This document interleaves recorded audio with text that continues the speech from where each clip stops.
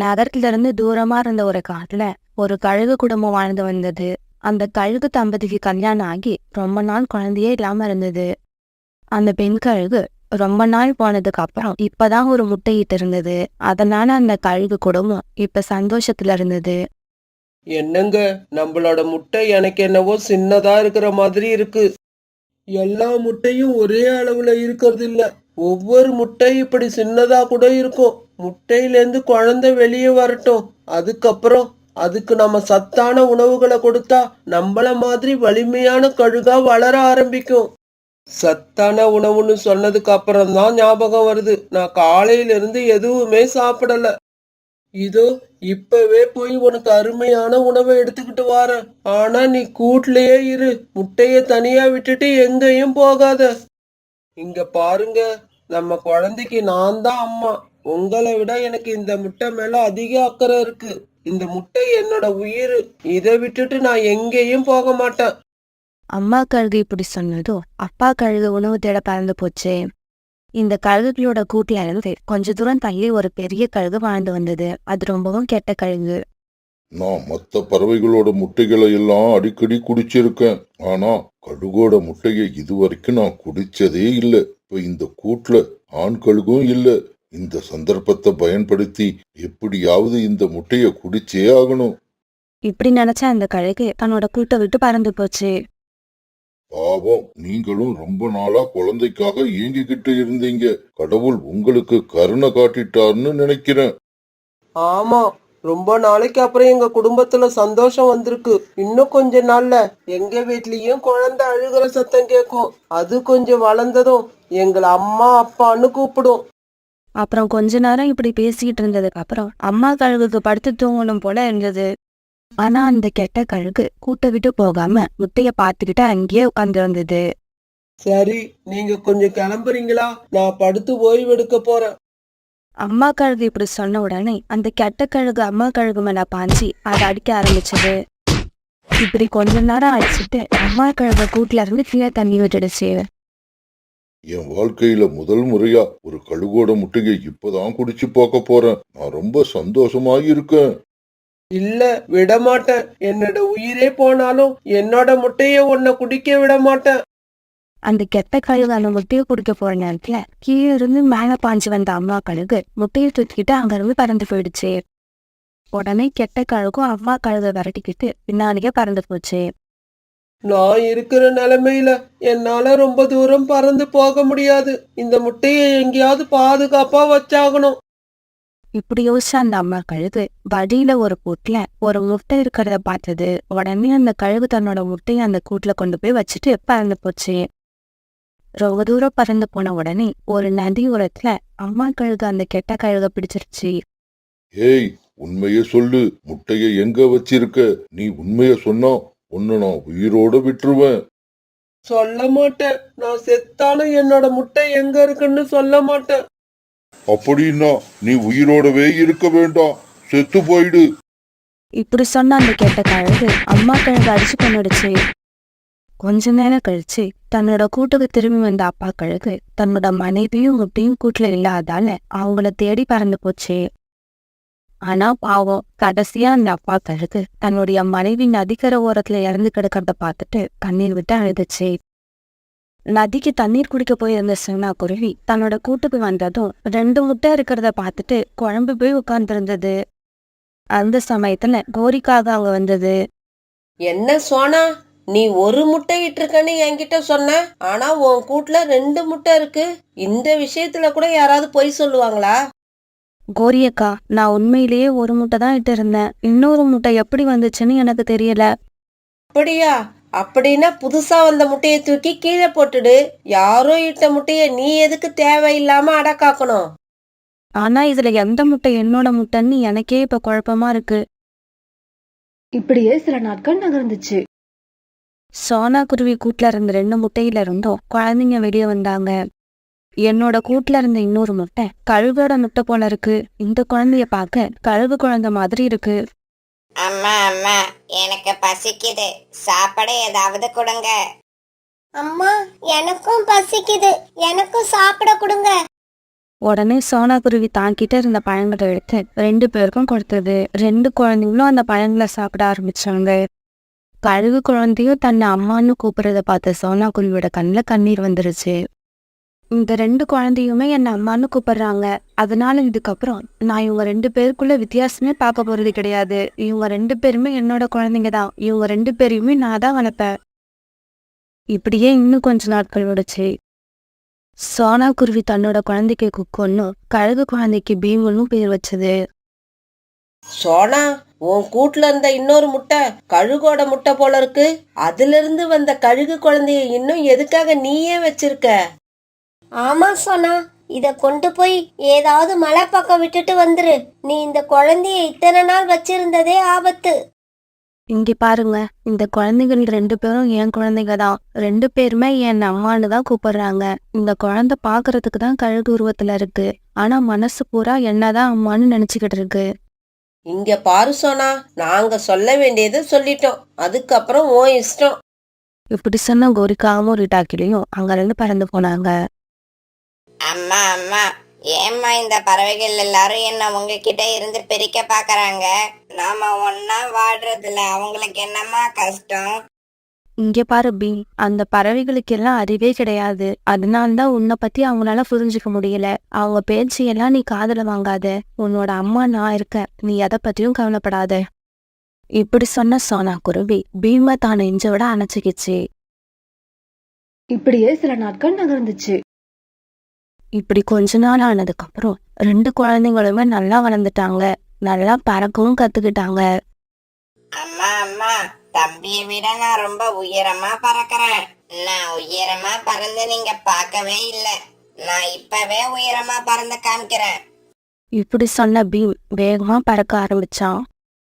அம்மா அம்மா, நானும் அண்ணன் கூட பறந்து போறேன். இங்க பாரு குக்கு, ஒவ்வொருத்தரா பறந்து காட்டுங்க. அண்ணன் திரும்பி வரட்டும். அவன் வந்ததுக்கு அப்புறம் நீ பறந்து காட்டு. சோனா குருவியும் குக்கும் இப்படி பேசிக்கிட்டு இருக்காத அந்த கெட்ட கழுகு ஒரு மரத்து மேல உட்காந்து பார்த்துக்கிட்டே இருந்தது. இந்த குருவி குழந்தை நல்லா புசு புசுன்னு வளர்ந்திருக்கு. பார்க்க பார்க்க ஆசையா இருக்கு. இன்னைக்கு நமக்கு காலை சாப்பாடு இந்த குருவியோட குழந்தை தான் போல இருக்கு. இப்படி நினைச்சு பறந்து போன அந்த கெட்ட கழுகு குக்குவை தன்னோட காலால பிடிச்சு சாப்பிட முயற்சி பண்ணுச்சு. அந்த கழுகு எப்படியும் தன்னோட குழந்தைய கொன்னு தின்னுடும் நினைச்ச சோனா குருவி இப்படி பேச ஆரம்பிச்சது. இங்க பாரு கழுகே, உனக்கு உணவு தானே வேணும். என்ன எடுத்துக்க. என்னோட குழந்தைய விட்டுரு. உனக்கு உணவாக நான் தயாரா இருக்கேன். என் குழந்தைய ஒன்னும் செஞ்சிடாத. சாப்பிடுறேன், உன்னையும் சாப்பிடதான் போறேன். ஆனா முதல்ல இந்த குழந்தைய தின்னுட்டு அதுக்கப்புறமா ஒன்ன சாப்பிடுறேன். எப்படி என்னோட ஐடியா? இப்படி சொன்ன அந்த கெட்ட கழுகு குக்குவை சாப்பிட போச்சு. தன்னோட தம்பிய ஒரு கழுகு சாப்பிட போறத பார்த்த பீம் வேகமா அந்த இடத்துக்கு பறந்து வந்தான். இங்க பாரு, என்னோட தம்பிய காப்பாத்துறதுக்காக நான் என்ன வேணாலும் செய்வேன். அவ்வளவு ஏன், உன்னையே கொல்லுவேன். ஆமா, நீ ஒரு கழுகோட குழந்தையா இருந்துகிட்டு எதுக்காக இந்த குருவி குழந்தைய காப்பாத்த முயற்சி பண்ற? கொஞ்சம் பொறுமையாயிரு. நாம 2 பேரும் சேர்ந்து இவங்க 2 பேரையும் சாப்பிடுவோம். மூளை இல்லாத கழுகு, இது என்னோட அம்மா. நீ காலால மிதிச்சுக்கிட்டு இருக்கிறது என்னோட தம்பி. என்னடா இது ஆச்சரியமா இருக்கு. ஒரு கழுகு குழந்தைக்கு எப்படி ஒரு குருவி அம்மாவா இருக்க முடியும்? ஒருவேளை இப்படி இருக்குமோ? கொஞ்ச நாளைக்கு முன்னாடி ஒரு முட்டைய குடிக்கிறதுக்காக ஒரு அம்மா கழுக நான் விரட்டிக்கிட்டு போனேன். ஆனா அந்த கழுகு தன்னோட முட்டைய எங்கேயோ மறைச்சு வச்சிருச்சு. அந்த கோபத்துல அந்த அம்மா கழுக நான் கொன்னுட்டேன். உன்னை பார்த்தா அந்த அம்மா கழுகு மறைச்சு வச்ச முட்டையிலிருந்து வந்த குழந்தை மாதிரி இருக்கு. அந்த கழுகு சொன்னதை கேட்ட சோனா குருவிக்கு கழுகோட முட்டை தன்னோட கூட்டுக்கு எப்படி வந்து சேர்ந்ததுன்னு இப்ப புரிஞ்சிருச்சு. பீம், இந்த தீய கழுக உயிரோட விட்டுறாத. உன்னோட உண்மையான அம்மாவை சாகடிச்சது இந்த கழுகுதான். நீ என்ன அம்மான்னு கூப்பிடுறது உண்மையா இருந்தா இந்த கழுகு உயிரோடவே இருக்கக்கூடாது. சோனா குருவி சொன்னதை கேட்ட பீம் ரொம்பவும் கோபத்தோட அந்த கழுகு மேல பஞ்சாத அடிக்க ஆரம்பிச்சான். பீமோட வலிமையான அடிகள் அந்த வயசான கழுகால தாங்க முடியல. கொஞ்ச நேரத்திலேயே அது தன்னோட உயிரை அங்கேயே விட்டுடுச்சு. அம்மா அம்மா, நான் உங்களோட புள்ளதாம்மா. என்ன தயவு செய்து உங்க வாயால உங்களோட புள்ள இல்லைன்னு சொல்லாதீங்க. இந்த உலகத்துல என்ன தனியா விட்டுடாதீங்க. பீம், நீயும் உன்னோட தம்பி கொக்கும் என்னோட உயிர். உங்க 2 பேரையும் நான் பிரியவே மாட்டேன். நீங்க 2 பேருமே எப்பவும் என்னோட குழந்தைங்க தான். யார் என்ன சொன்னாலும் என்னோட உயிர் போற வரைக்கும் நான் உங்க 2 பேருக்கும் அம்மாவா தான் இருப்பேன். இப்படி சொன்ன சோனா குருவி தன்னுடைய 2 குழந்தைங்களையும் தன் நெஞ்சோட அணைச்சிக்கிச்சு. அம்மாவோட அரவணைப்பால அந்த குழந்தைகளும் ரொம்ப சந்தோஷமா இருந்தாங்க. கழுகக்கா முட்டையிட்டு 15 நாளைக்கு மேல ஆயிடுச்சு. அந்த முட்டையில இருந்து இன்னும் 2 நாள்ல குழந்தை வெளிவர நிலைமையில இருந்தது. முட்டையில இருந்து குழந்தை வெளிவந்துருமோங்கிற பயத்துல கழுகக்கா 2 நாளா உணவு தேட போகவே இல்லை. அதனால கழுகக்காவுக்கு பசி அதிகமாயிடுச்சு.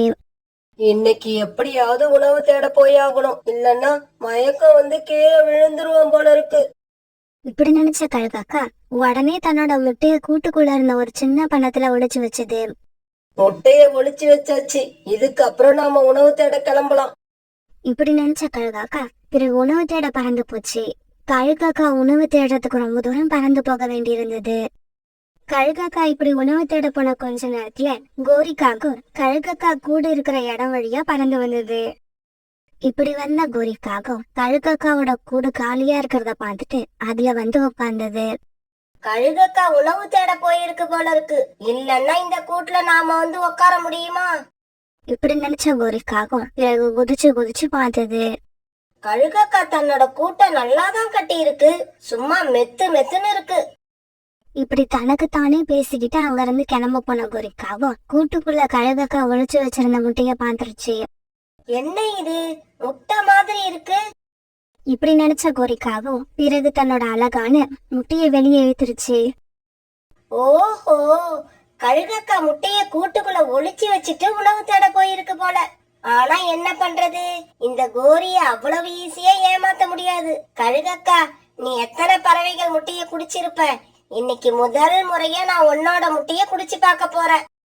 இப்படி சொன்ன கோரிக்காகும் பிறகு கழுகக்காவோட முட்டைய தூக்கிட்டு தன்னுடைய வீட்டுக்கு பறந்து போச்சு.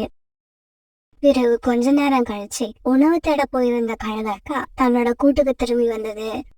இப்படி திரும்பி வந்த கழுகக்கா தன்னோட கூட்டுல முட்டை இல்லாத பார்த்துட்டு அதிர்ச்சியாகி அழ ஆரம்பிச்சது. யாருன்னு தெரியல, என்னோட கூட்டுல இருந்த முட்டைய தைரியமா திருடிட்டாங்க. திருடுனது மட்டும் யாருன்னு தெரிஞ்சா அவங்கள உயிரோட விட மாட்டேன். இப்படி சொன்ன கழுகக்கா பிறகு தன்னுடைய முட்டையை யார் எடுத்துட்டு போயிருப்பாங்கன்னு எல்லா பக்கமும் தேடி பார்த்தது. ஆனா கழுகக்காவுக்கு யாருமே கிடைக்கல.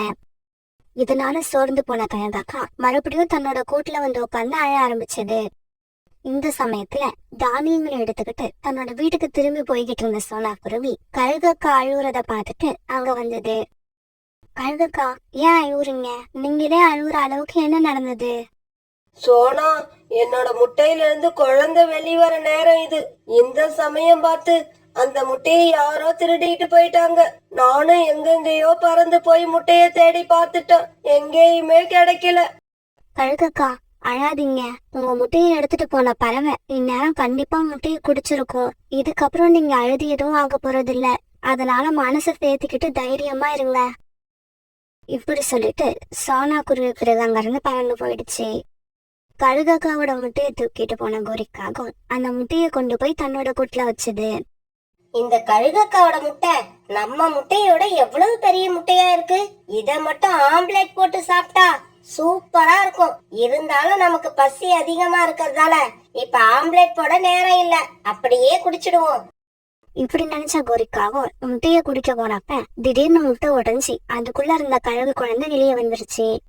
திடீர்னு முட்டைக்குள்ள இருந்து வந்த கழுகு குழந்தைய பார்த்த கோரிக்காவும் பயந்து போயிடுச்சு. என்ன பார்த்துட்டு எங்க அம்மா பயந்துட்டாங்க, என்ன பார்த்துட்டு எங்க அம்மா பயந்துட்டாங்க. இங்க பாரு, யார பார்த்து அம்மா அம்மான்னு கூப்பிடுற? நான்லாம் உனக்கு அம்மா கிடையாது, என்ன அம்மான்னு கூப்பிடாத. எனக்கு தெரியும் நீங்க தான் என்னோட அம்மா, ஆனா நீங்க கோபமா இருக்கீங்க, அதனாலதான் இப்படி பேசுறீங்க. இங்க பாரு, நான் இந்த முட்டைய சாப்பிடலாம்னு இங்க கொண்டு வந்தேன். சாப்பிட போற நேரத்துல நீ அதுக்குள்ள இருந்து வந்துட்ட. நான் முட்டைய மட்டும் தான் குடிப்பேன், மாமிசம் சாப்பிட மாட்டேன். அதனாலதான் நீ உயிர் தப்பிச்சிட்ட. இங்க பாரு, இதுக்கப்புறம் நீ இங்க இருக்க கூடாது. உடனே உன் வீட்டுக்கு கிளம்பு. அம்மா, நீங்க நடிக்கிறீங்கன்னு எனக்கு தெரியும். எந்த அம்மாவும் தான் பெத்த குழந்தை மேல கோபப்பட மாட்டாங்க. நீங்க நடிச்சதெல்லாம் போதும், எனக்கு பசிக்குது, சீக்கிரம் உங்க கையால எனக்கு உணவு ஊட்டுங்க. எனக்கு ரொம்ப பசிக்குதுமா, ப்ளீஸ். இப்படி சொல்லிட்டு அந்த கழுகோட குழந்தை வாயை திறந்து வச்சுக்கிட்டு கோரிக்காகத்த பாவமா பாத்துக்கிட்டே இருந்துச்சு. அந்த கழுகு குழந்தையோட கண்ண தெரிஞ்ச உண்மையான அன்பை பார்த்த கோரிக்காவத்தோட மனசு இறங்கி போயிடுச்சு. உடனே கோரிக்காவத் தன்னுடைய ரெக்கையால தானியங்களை எடுத்து கொடுக்க அந்த கழுகு குழந்தை ஆசையா சாப்பிட்டுச்சு. இப்படி தானியங்களை சாப்பிட்டு முடிச்ச கழுகு குழந்தை பிறகு கோரிக்காகத்துக்கிட்ட இப்படி பேச ஆரம்பிச்சது. முட்டையில இருந்து வெளியே வந்த உடனே எல்லா அம்மாவும் தான் குழந்தைகிட்ட அன்பா பேசுவாங்க. அப்புறம் நீங்க மட்டும் ஏமா என்கிட்ட கோபமா பேசுறீங்க? நான் ஏதாவது தப்பு பண்ணிட்டேனாமா? என் செல்லமே, நீங்க எந்த தப்பும் பண்ணல. முட்டையிலிருந்து சீக்கிரமா வெளியே வராம வெளியே வர்றதுக்கு இவ்வளவு நாள் எடுத்துக்கிட்டீங்கல்ல, அதுதான் அம்மாவுக்கு உங்க மேல கோபம் வந்துருச்சு. சாரிம்மா, என்ன மன்னிச்சிடுங்க. இதுக்கப்புறம் நீங்க கோபப்படுற மாதிரி நான் எப்பவுமே நடந்துக்க மாட்டேன். நான் பெருசா வளர்ந்ததுக்கு அப்புறம் உங்களை பத்திரமா கவனிச்சுப்பேன். தானியங்கள், பழங்கள், இப்படி நீங்க விரும்புறது எல்லாத்தையும் கொண்டு வந்து கொடுப்பேன். நீங்க இப்ப என்னை எப்படி கவனிச்சுக்கிறீங்களோ அதே மாதிரி நானும் உங்களை கவனிச்சுப்பேன். குழந்தையோட பேச்சை கேட்டுட்டு கோரிக்காவத்தோட கண்ணுல கண்ணீர் வந்துருச்சு. உடனே கோரிக்காவ அந்த கழுகு குழந்தைய இழுத்து தன்னோட ரெக்கையால அணைச்சிக்கிச்சு. இப்படியே 2-3 நாட்கள் ஓடிடுச்சு. கோரிக்காவும் இந்த கழுகு குழந்தை மேல எவ்வளவுதான் அன்பு வச்சிருந்தாலும் அம்மா கழுக பத்தி அடிக்கடி நினைச்சு பாத்துக்கிட்டே இருந்துச்சு. நாம என்னதான் இந்த குழந்தை மேல அன்பு காட்டினாலும் ஒரு அம்மா தான் குழந்தை மேல அன்பு காட்டுற மாதிரி வரவே வராது. இந்த குழந்தையோட உண்மையான அம்மா இந்நேரம் தன்னோட குழந்தைய நினைச்சு நினைச்சு மனசுக்குள்ள அழுதுகிட்டே தான் இருப்பாங்க. இப்படி எல்லாம் தன்னோட மனசுக்குள்ளேயே நினைச்சுக்கிட்டு இருந்த கோரிக்காவும் இப்ப கழுகு குழந்தைய கொண்டு போய் அவங்க அம்மா கிட்ட கொடுக்கலான்னு முடிவு பண்ணிடுச்சு. எப்படி இருந்தாலும் இந்த குழந்தைய கொண்டு போய் அவங்க அம்மா கிட்ட சேர்க்கணும். நாம முட்டைய திருடிட்டு வந்ததுக்காக அவங்க அம்மா என்ன கொன்னாலும் பரவாயில்ல, இந்த குழந்தைய அவங்க உண்மையான அம்மா கிட்ட கொண்டு போய் சேர்த்தே ஆகணும். இப்படி நினைச்ச கோரிக்காவும் பிறகு அந்த கழுகு குழந்தைய தூக்கிட்டு கழுகக்காவோட கூட்டு நோக்கி பறந்து போச்சு.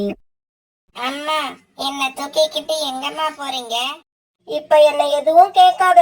நாம போய் சேர்ந்ததுக்கு அப்புறம் எங்க போயிருக்கோம்ங்கிறது உனக்கே தெரியும். இந்த சமயம் காணாம போன தன்னோட முட்டைய நினைச்சு கழுகக்கா கூட்டுல அழுதுகிட்டே உட்கார்ந்துருந்தது. இந்த சமயத்துல கழுகு குழந்தைய தூக்கிட்டு வந்த கோரிக்காவும் கழுகக்காவோட கூட்டுக்கு வந்து சேர்ந்துருச்சு. கழுகக்கா, என்ன மன்னிச்சிடுங்க. நான் தெரியாதனமா உங்களுடைய கூட்டுல இருந்த உங்க முட்டையை திருடிட்டு போனேன். ஆனா அந்த முட்டைய குடிக்க போன சமயத்துல அதுக்குள்ள இருந்து குழந்தை வெளியே வந்துருச்சு. குழந்தையோட பேச்சுல மயங்கி போனானா 2-3 நாள் என் கூடவே வச்சிருந்துட்டேன். இதுக்கு அப்புறமா இந்த குழந்தைய நானே வச்சிருக்கிறது தப்புன்னு மனசுல பட்டதால உங்ககிட்ட கொடுக்கலாம்னு இப்ப கொண்டு வந்துட்டேன். இந்தாங்க உங்களோட குழந்தை. நான் செஞ்சது தப்புதான்னு எனக்கே நல்லா தெரியுது. அதுக்கு நீங்க எந்த தண்டனை கொடுத்தாலும் நான் ஏத்துக்க தயாரா இருக்கேன். தன்னோட குழந்தைய பார்த்த கழுகக்கா ரொம்ப சந்தோஷமாயிடுச்சு. கோரி, நீ முட்டைய திருடிட்டு போனது தப்புதான். இருந்தாலும் இப்ப என்னோட குழந்தைய திருப்பி என்கிட்ட கொண்டு வந்து சேர்த்ததால நான் ரொம்ப சந்தோஷமா இருக்கேன். நீ செஞ்ச தவறு எல்லாத்தையும் மறந்துட்ட. அம்மா, உண்மையை சொல்லுங்க. நீங்க என்னோட அம்மா இல்லையா? இவங்க தான் என்னோட அம்மாவா? ஆமா, பாக்குறதுக்கு இவங்க தான் என்ன மாதிரி இருக்காங்க. அப்புறம் என்ன பார்த்த உடனே அழவும் செய்யறாங்க. உடனே கழுகக்கா தன்னோட குழந்தைய ரெக்கையான தூக்கி நெஞ்சோட அணைச்சுக்கிச்சு. கோரி, இப்ப நான் ரொம்ப சந்தோஷமா இருக்கேன். உனக்கு என்ன வேணுமோ கேளு. கழுகக்கா, எனக்கு எதுவும் வேண்டாம். இருந்தாலும் நான் இந்த குழந்தை மேல ரொம்பவும் பாசம் வச்சுட்டேன். அதனால நான் நினைச்சப்பெல்லாம் இவனை வந்து பார்த்து பேசணும். அதுக்கு நீங்க அனுமதி கொடுத்தா போதும். கோரி, இவன் எனக்கு மட்டும் குழந்தை இல்ல, உனக்கும் குழந்தைதான். விருப்பப்பட்டப்பெல்லாம் இவனை வந்து நீ பார்த்து பேசலாம். உனக்கு எந்த தடையும் கிடையாது. பிறகு கோரிக்காகவும் கழுகு குழந்தைய பிரிய மனசே இல்லாம அழுதுகிட்டே பறந்து போச்சு. இப்படியே சில நாட்கள் நகர்ந்துச்சு. ஒரு நாள் கோரிக்காகவும் உணவு கிடைக்காதால உணவு தேடி ரொம்ப தூரம் பறந்து போச்சு.